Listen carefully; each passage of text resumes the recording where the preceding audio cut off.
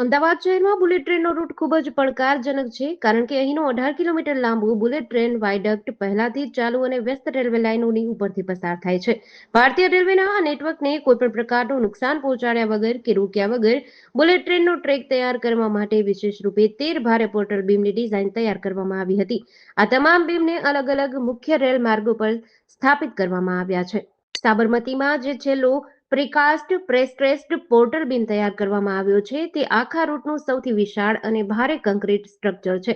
આ એકલા બીમનું વજન અંદાજે 1640 મેટ્રિક ટન છે. તેની લંબાઈ 34.5 મીટર અને cross section 5.5 metre by 4.5 metre છે, જે આખા પ્રોજેક્ટમાં વપરાયેલા સૌથી મોટા પ્રીકાસ્ટ પોર્ટલ બીમમાંથી એક છે.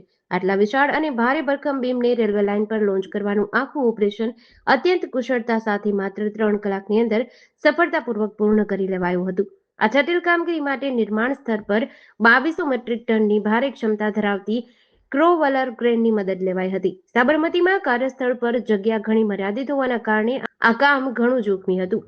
આ માટે national high speed rail corporation અને ભારતીય રેલવે વચ્ચે સચોટ સંકલન સાધવામાં આવ્યું હતું. ચુસ્ત સુરક્ષા ધોરણો અને એડવાન્સ પ્લાનિંગના કારણે આખી લોન્ચિંગ પ્રક્રિયા દરમિયાન નીચેથી પસાર થતી ટ્રેનોનું સંચાલન કોઈપણ અડચણ વગર સંપૂર્ણ સુરક્ષિત રીતે ચાલતું રહ્યું હતું.